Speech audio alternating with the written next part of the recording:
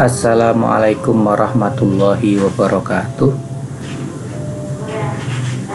Pada pertemuan yang kedua ini, rekan-rekan mahasiswa di mata kuliah Fikih Muamalah S2 Ekonomi Syariah Pasca Sarjana IAIN Pekalongan, kita akan membahas mengenai kaidah fikih atau qawaid fiqhiyah dalam fikih muamalah kontemporer. Nah, sebagaimana yang sudah kita jelaskan pada pertemuan sebelumnya atau pada file sebelumnya, bahwa salah satu capaian pembelajaran mata kuliah dari mata kuliah fikih muamalah ini adalah agar saudara mampu untuk mengembangkan dan mengaplikasikan berbagai jenis akad fikih muamalah dalam berbagai transaksi atau praktik ekonomi kontemporer, baik yang syariah maupun yang bukan syariah. Nah, tentu membutuhkan seperangkat bahan baku untuk menentukan apakah suatu praktek ekonomi itu sesuai dengan prinsip-prinsip syariah ataukah tidak. Nah, bahan-bahan baku itu sebagian sebetulnya sudah saudara pelajari ketika saudara di S1 melalui mata kuliah misalnya ayat dan hadis ekonomi. Nah, maka dalam mata kuliah ini kita tidak membahas lagi dalil misalnya wa halallahu al-bai'a wa harrama riba ya ayyuhalladzina amanu idza tadayantum bidainin ila ajalin musamma faktubuh farihanu maqbudah kaila takuna dolatan bainal aghniya minkum dan seterusnya. Itu sudah selesai di level 1 ya. Atau dari hadis misalnya la tapi ma laisa indak ya, atau hadis yang paling populer di kalangan mahasiswa saat ujian kompre, naha Rasulullah an bai'il hasoh misalnya, atau naha Rasulullah an bai'il ghoror ya, itu sudah selesai di S1. Kita tidak akan membahas itu lagi ya. Nah, sekarang salah satu tahapan berikutnya untuk dapat mengaplikasikan dan mengembangkan akad fikih muamalah kontemporer dalam praktek ekonomi kontemporer adalah dengan memperhatikan salah satu bagian dalam proses pengambilan hukum, yaitu kaidah fikih ya. Ada usul fikih, ada kaidah fikih. Yang kita bahas hari ini adalah kaidah fikih. Nah, sebagaimana yang sudah pernah saudara pelajari bahwa ada 5 kaidah pokok dalam kaidah fikih ya. Biasanya disebut dengan panca asas. Panca itu 5, asas itu dasar, karena 5 kaidah inilah yang menjadi dasar ketika kita akan mengembangkan sebuah kaidah. Jadi ini dasarnya. Di setiap kaidah ini nanti juga ada turunannya masing-masing.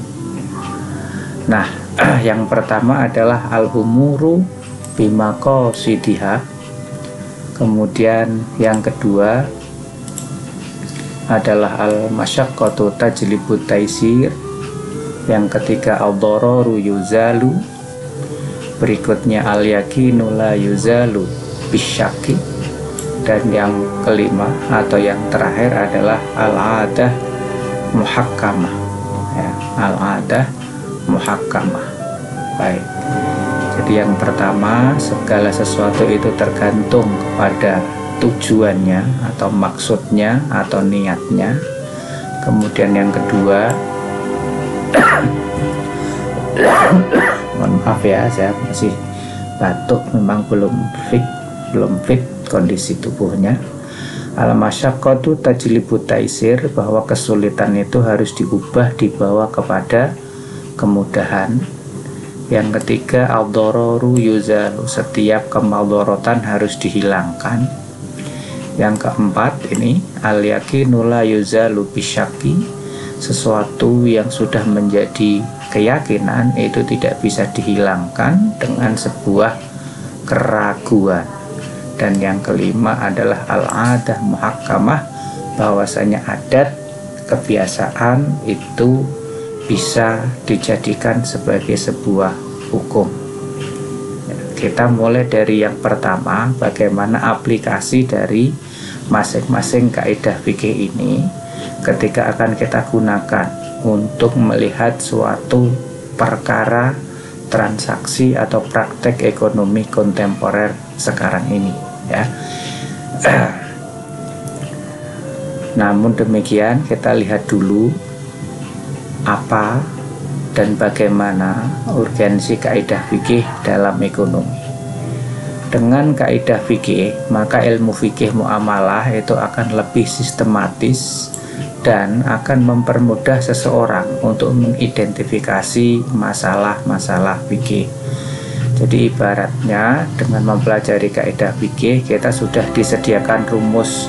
Kalau sudah punya rumus, maka angka-angkanya tinggal kita masukkan, kita jumlahkan atau kita operasionalkan, maka akan ketemu hasilnya. Dalam bahasa mudahnya kurang lebih seperti itu, ya. Kemudian kaidah fikih dapat menjadi landasan dalam berfatwa di bidang muamalah. Nanti akan kita lihat bahwa banyak sekali fatwa-fatwa dari Dewan Syariah Nasional MUI yang mengacu kepada kaidah fikih atau qawaid fiqhiyah. Kemudian yang ketiga, mengapa kaidah fikih ini menjadi sangat urgen? Karena kepakaran, keahlian, kecakapan seseorang dalam aspek fikih muamalah itu tidak bisa dilepaskan dari penguasaannya terhadap kaidah fikih. Jadi semakin dia menguasai kaidah fikih, maka kecakapannya dalam menentukan suatu hal apakah ini sesuai dengan aspek atau prinsip syariah ataukah tidak, itu banyak sedikit dipengaruhi oleh kemampuannya dalam menguasai kaidah-kaidah fikih, mulai dari yang dasar sampai yang cabang-cabangnya. Kemudian yang berikutnya, nah sebagaimana yang kita pahami bahwa MUI itu punya DSN atau Dewan Syariah Nasional yang salah satu kalau kita katakan tugasnya ya untuk memberikan fatwa terkait berbagai jenis akad, transaksi ataupun praktek ekonomi kontemporer. Nah, untuk bisa untuk memberikan fatwa yang demikian dinamis sifatnya dalam kehidupan kita sehari-hari, maka fatwa itu harus lentur, fatwa itu harus bisa hidup di masyarakat. Nah, kalau kita perhatikan pada setiap fatwa yang dikeluarkan oleh DSN MUI itu terdapat pertimbangan hukum atau dalil baik dari Al-Quran maupun Sunnah. Nah, tetapi tidak itu saja, dalil atau hukum tadi itu dilengkapi dengan kaidah fikih. Bahkan sejak tahun 2000 sampai 2018 DSN MUI dari 116 fatwanya itu menggunakan pertimbangan kaidah fikih sebanyak 352 kali, ya. Jadi lebih tepatnya DSN MUI menggunakan 352 kali kaidah fikih, ya. Kaidahnya tidak sebanyak ini, tetapi digunakannya sebanyak 352. Digunakan sebagai apa? Digunakan sebagai dasar penetapan fatwa ekonomi syariah. Ini menunjukkan betapa pentingnya posisi kaidah fikih dalam mengaplikasikan dan mengembangkan sebuah akad, entah itu akad perbankan, akad di pasar modal, kemudian praktek bisnis kontemporer dan seterusnya, ya. Baik, kita lanjutkan. Contoh aplikasi kaidah fikih dalam transaksi atau praktek ekonomi kontemporer. Kita langsung ke contoh ya, biar aplikatif dan lebih mudah dipahami. Misalnya ada seorang pengusaha. Pengusaha ini membutuhkan dana cash sebesar 20 juta. Nah, kemudian dia menghubungi bank, taruhlah bank syariah, mengajukan pembiayaan 20 juta rupiah. Nah, oleh bank ya, bank ini punya aset berupa emas ya, emas ini miliknya bank. Kemudian emas yang dimiliki oleh bank ini dijual kepada, taruhlah ini kita sebut nasabah ya, kepada nasabah sebesar 25 juta, dan pembayarannya akan diangsur selama 1 tahun. Jadi sekali lagi, nasabah butuh duit ya, tapi oleh bank justru dijual emas ya. Ini silahkan kamu beli emas saya. Nah, emas ini harganya 25 juta dan cara bayarnya diangsur selama 1 tahun. Oke, loh kok begitu sih? Nah, kita lanjutkan dulu. Nah, saat itu juga emas yang sudah dibeli oleh nasabah ini dijual lagi kepada bank secara tunai atau secara cash ya. Jadi emas yang tadi sudah dimiliki oleh nasabah yang merupakan hasil pembelian dari bank ini dijual kembali kepada bank, dan bank menyanggupi untuk membayar emas itu secara cash dengan harga 20 juta. Jadi dalam bahasa yang lebih sederhana, sekarang nasabah dapat uang 20 juta, tetapi selama 1 tahun dia harus mengangsur sebanyak 25 juta selama 1 tahun. Ini yang disebut dengan bai'ul inah ya. Yang disebut dengan apa? Bai'ul inah. Nah, ini boleh atau tidak? Nah, dengan mengacu pada kaidah al-umuru bimaqasidiha, bahwa segala sesuatu itu tergantung kepada tujuannya, maka praktek jual beli inah seperti ini diharamkan dalam Islam. Mengapa demikian? Karena praktek tadi hanya sifatnya ilah ya. Jadi untuk mengelabui hukum, seolah-olah terjadi praktek jual beli, tetapi itu sebuah rekayasa agar ada selisih ya. Ada selisih dana antara yang sekarang dengan yang akan datang sebanyak 20 juta dengan 25 juta. Jadi ada selisih 5 juta ya. Nah, ini tidak dibenarkan dalam fikih muamalah. Karena yang dilihat adalah apanya? Tujuannya. Nah, kalau tujuannya adalah untuk memperjualbelikan uang ya, jadi sekarang dikasih 20 tapi besok 25, dengan dikamuflase dengan jual beli emas, maka itu tidak dibenarkan. Baik, kemudian yang kedua, sekarang misalnya ada 2 orang pengusaha besar ya. Nah, 2 pengusaha ini, yang misalnya ini si A ya, si A ini punya duit rupiah, dan duit rupiah itu akan dia tukarkan dengan US dollar sebesar 1 juta. Jadi dia butuh 1 juta US dollar, tapi saat ini yang dia miliki baru rupiah, belum punya dolarnya. Sementara si B yang ini, dia punya dolar, dan pada saat itu dia butuh uang dalam currency atau mata uang rupiah sebanyak 15 miliar ya. Nah, kemudian 2 orang ini saling ya taruhlah mereka pergi ke pasar begitu, kemudian saling ketemu, kemudian terjadi kesepakatan. Apa yang mereka sepakati? Mereka sepakat bahwa mereka akan saling menukarkan uang mereka, di mana 1 US dollar itu dihargai dengan 15.000 rupiah ya. Jadi 1 US dollar itu dihargai sama dengan 15.000 rupiah. Nah, mereka juga deal bahwa yang akan mereka tukarkan itu sebanyak 15 miliar rupiah atau 1 juta US dollar ya. Jadi ini adalah harga tukarnya, kemudian ini adalah volume transaksinya. Ini kalau dalam fikih muamalah disebut dengan as-sorfu ya. Sorf, pertukaran dua jenis mata uang, baik itu sama atau tidak, dan itu boleh nggak? Boleh ya, namanya sorf.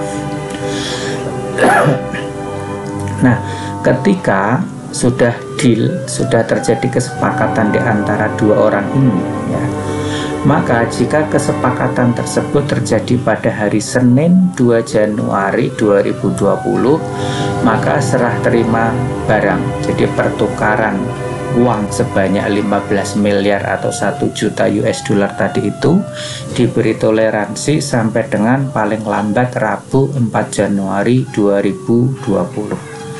Jadi hukum dasarnya saudara, harusnya uang ini diserah terimakan saat itu juga, yaitu Senin pada 2 Januari ini. Jadi harus nakdan, harus cash. Fatwa dari DSN MUI juga menggariskan seperti itu.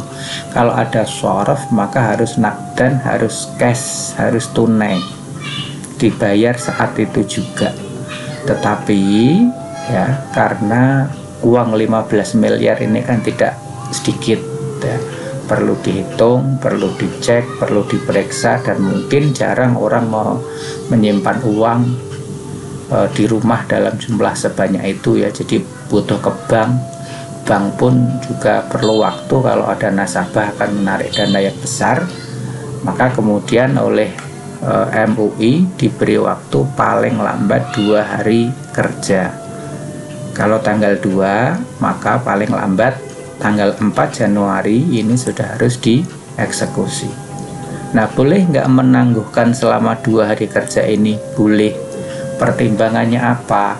Mengacu pada kaidah al-masyaqqatu tajlibut taisir ya, maka serah terima uang yang seharusnya cash ya, nakdan atau tunai ini pada hari itu juga boleh dieksekusi, diserah terimakan al-qabdunya ya. Al-qabdu itu serah terima, bisa sampai dengan 2 hari sejak adanya kesepakatan sorf ya. Karena apa? Karena ada kaidah ini, kesulitan itu harus diubah menjadi sesuatu yang mudah ya.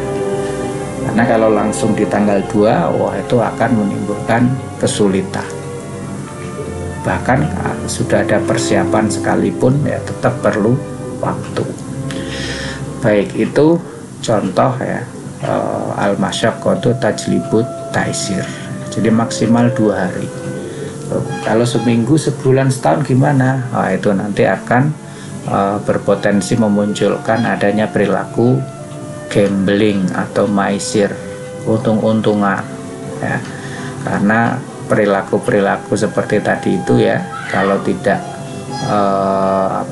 tidak dibentengi dengan ketentuan harus cash ya, maka jual beli valuta asing itu dapat dimanfaatkan untuk perilaku gambling atau perjudian. Perjudian apa? Memanfaatkan selisih nilai tukar mata uang. Baik, kemudian yang ketiga, ini contoh.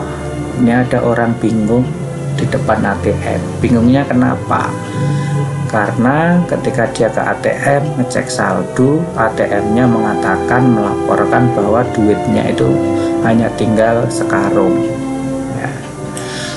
Ini bahasa mudahnya ya.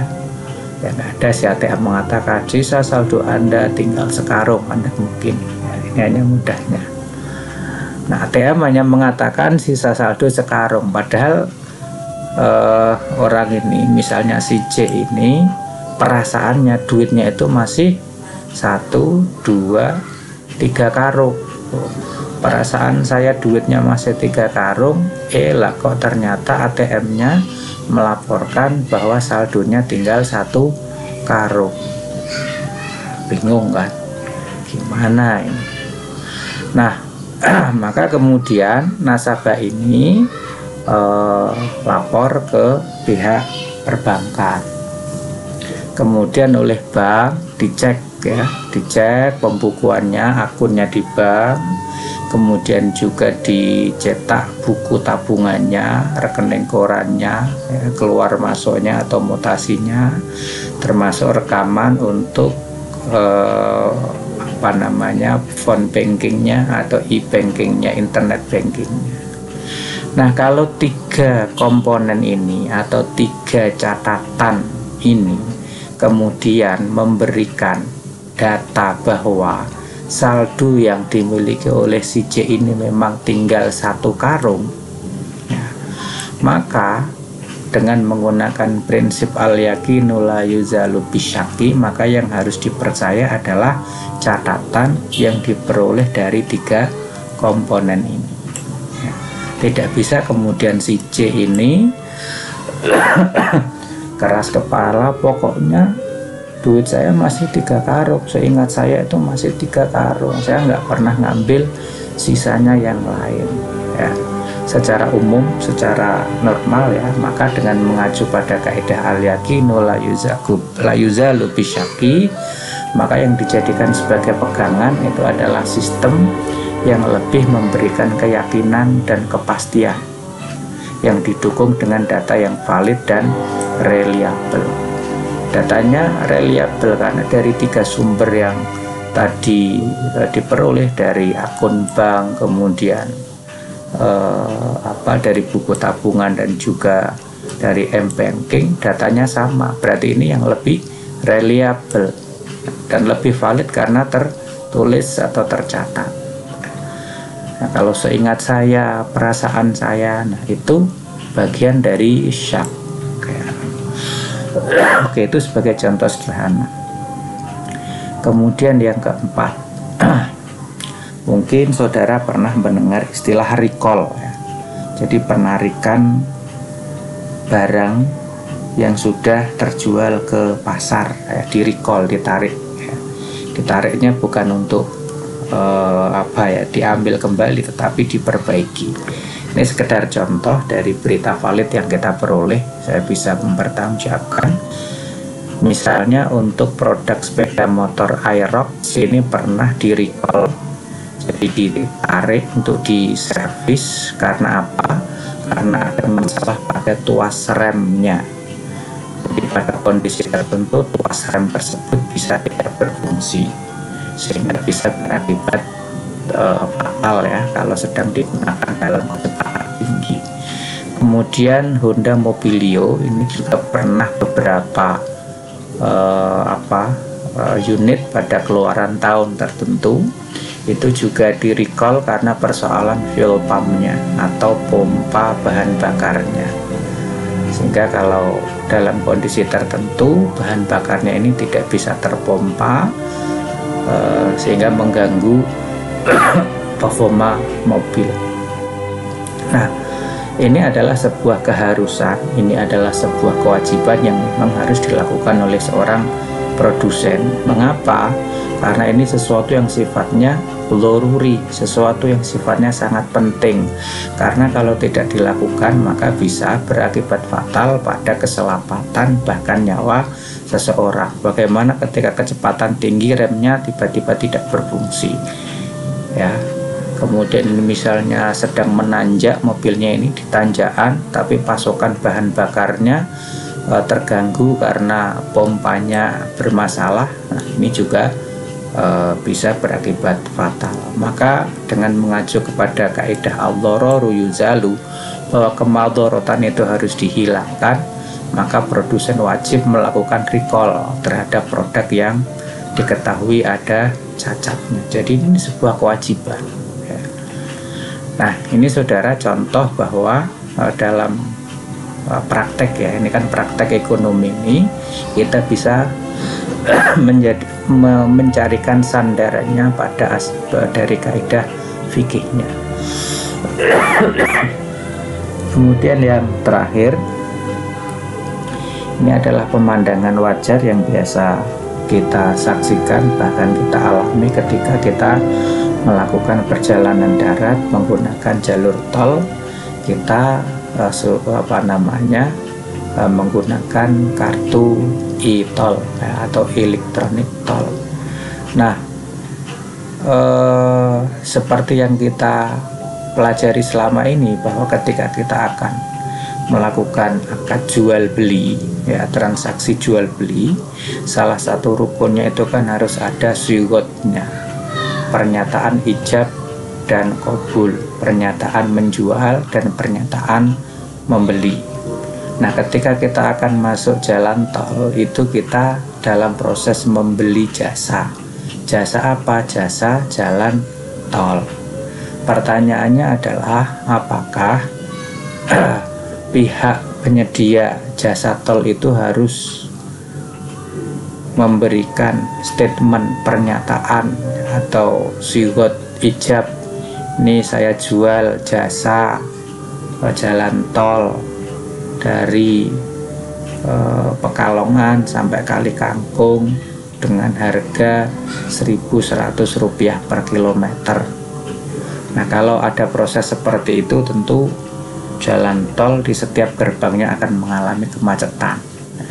Apalagi kalau pengguna jalannya juga harus menerima atau qabul menggunakan lafal yang demikian, ya. Maka mengacu pada kaidah al-adah muhakkamah, bahwa adat kebiasaan itu bisa dijadikan sebagai dasar hukum, maka konsumen cukup menempelkan kartu tol pada mesin tanpa harus mengucapkan syighot ijab qabul saat akan menggunakan jasa jalan tol. Jadi dengan menempelkan kartu di mesin itu sudah dianggap bahwa kita menyetujui ijab yang sudah disampaikan, distatementkan oleh pengelola jalan tol. Ketika kita mau masuk gerbang tol itu kan pasti ada harganya, ya. Untuk kendaraan ringan per kilo sekian, kendaraan berat jarak per kilo bayarnya sekian dan seterusnya. Itu adalah ijab secara tertulis dan kita mengqabul atau menerima itu tanpa harus menulis, mencatat, berucap dan seterusnya, tapi cukup dengan menempelkan kartu, ya. Itu hal-hal sederhana dalam kehidupan kita, tetapi secara teori kita harus mampu untuk menjelaskan dari sisi fikihnya. Demikian rekan-rekan mahasiswa, contoh sederhana bagaimana ketika kita menggunakan panca asas dalam kaidah fikih agar kita mampu mengembangkan dan mengaplikasikan berbagai jenis akad dalam fikih muamalah, ya. Semoga ada manfaatnya, dan sekali lagi mohon maaf kondisi kami belum 100% fit, jadi hanya demikian yang bisa kami sampaikan. Kurang lebihnya mohon maaf. Wassalamualaikum warahmatullahi wabarakatuh.